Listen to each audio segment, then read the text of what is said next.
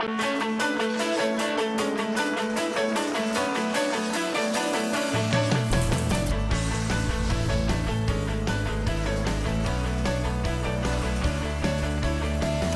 everybody. Good to have you here. Welcome to Ozarks Live, and welcome, Cammie. How are you? So fun to be back with you. Yeah, it's good to be back with you, too. Well, I should actually say it's nice to have you back, because I was here yesterday. You were the one that wasn't here yesterday. That's right. That's right. Thank you for filling in. Hopefully you didn't see the show, because Kerrigan and I went a little crazy. But... Did you? I like crazy. Crazy is good. No, we had a little...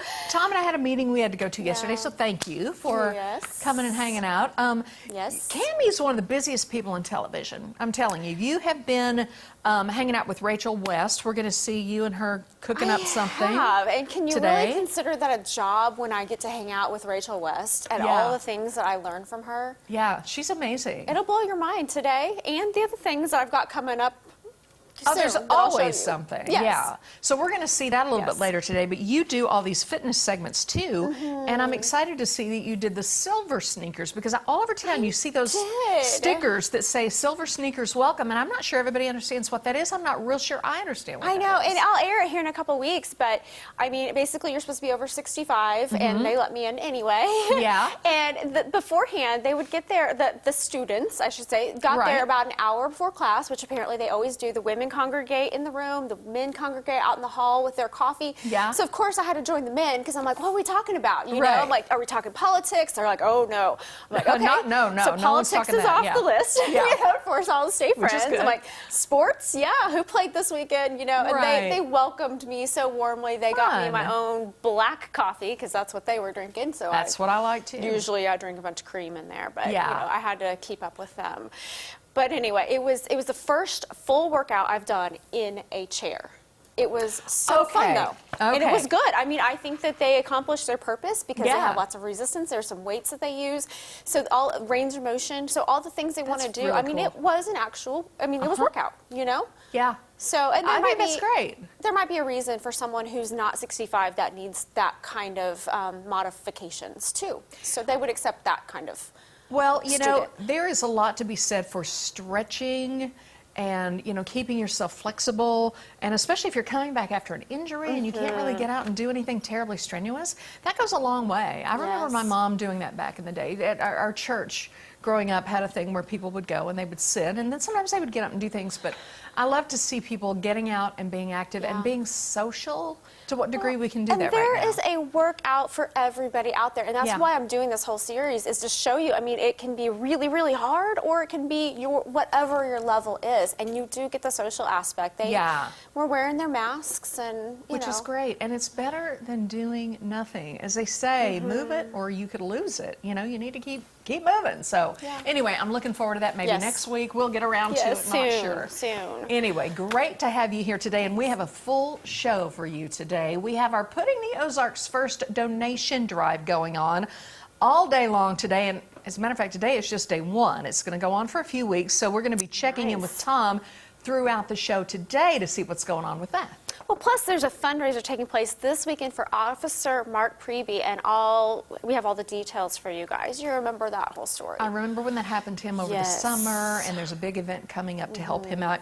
You're going to want to know all about that, and we're going to tell you. Not to mention, as we alluded to earlier, Cammie got to hang out with Rachel West again, and they have a very cool recipe that they're going to share with us a little bit later in the show. You're going to love it. But before we get to all that, here's what's on the radar. All right, I've got one for you. Now, here's a word of advice when you're raising children, all right? I need all the advice, there's lots of it. And I don't mean raising children over your head and tossing them over a fence.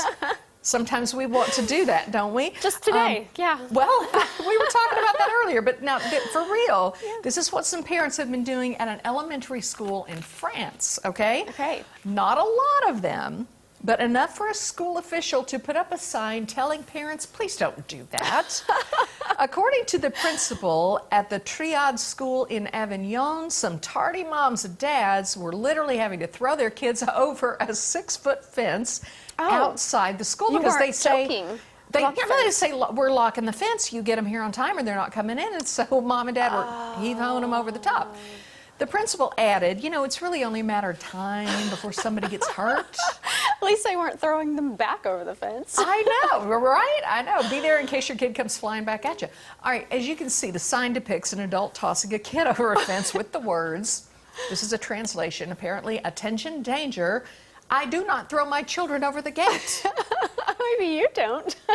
Yeah, maybe you do what you got to do, right? Also included are instructions to parents to come back at 10 a.m. or at 3 p.m. when the gates are open. Thank you very much. Now, as of yet, there have been no reports as to whether parents have been yelling, "Oui," while they launch Junior over the fence. Of course, in France, that would mean yes. Oh. Oui, right? Yeah, so probably not. I love the little picture. It looks like you can just throw a child with one hand. I'm like, I would be, just kind of. Depending on the size of your kid, you're like, Yes. just scale the fence and get in there, Yes. Yeah. Be on time for school. That's the moral of the story. The lesson of the story. Yeah, That's right. All right. Well, are you a fan of the Netflix show Stranger Things? I have watched some of that. Not all of it, but yeah, it's good. So it's Good interesting, show. yeah. So if so, there's an immersive experience you might be interested in if you find yourself on the West Coast. It's called the Stranger Things Drive Into, and it claims it will take you back to 1985. You'll experience the Starcourt Mall in the town of Hawkins. You'll witness some of the best moments from the series, and you might even find yourself unlocking some never-before-seen secrets. Fans say it's loaded with mind-blowing audio and visual effects, and it takes about an hour to drive through, and you can get a standard ticket or treat yourself to VIP status, complete with fast entries, snacks, and even some swag. It's set to run until March of 2021, and tickets start at $59 for 2 people in 1 car. So it makes you wonder, and I really don't know about this, it makes you wonder if they came up with that because of the need to social distance and COVID, or if they kind of had this immersive experience planned to begin with. That's a really good question. And then they're Maybe like, how do we pull this off? Yeah. Yeah, and there's diehard fans for that show, as there are for a lot of shows. So I can see that there would be a market for this. People no come doubt. out of the woodwork when you start talking about their favorite show. Yeah, absolutely. And I watched like the first season of it. Really, really good. And then it's, you're off onto something else, and I haven't seen anything past that. But it's funny how really that happens. compelling. Yeah. So I know that the fans are all over that show, and you'd love it if you could see that, I'm Sounds sure. fun. All right, I've got one for you. Okay. Scott Sanders, a retired U.S. Navy admiral and co-owner of something called Tobacco Barn Distillery, and another guy, Art Knowles, a retired Marine Corps lieutenant colonel and owner of the California Aviation Company. The two have teamed up to make the world's fastest bourbon. Fast? Whoa, what? Yeah, I know. Here's the deal. They're going to age it in a Harrier jet. Okay, so here's the thing. The idea came about when Sanders mentioned how his distillery was aging rum below decks on a decommissioned warship.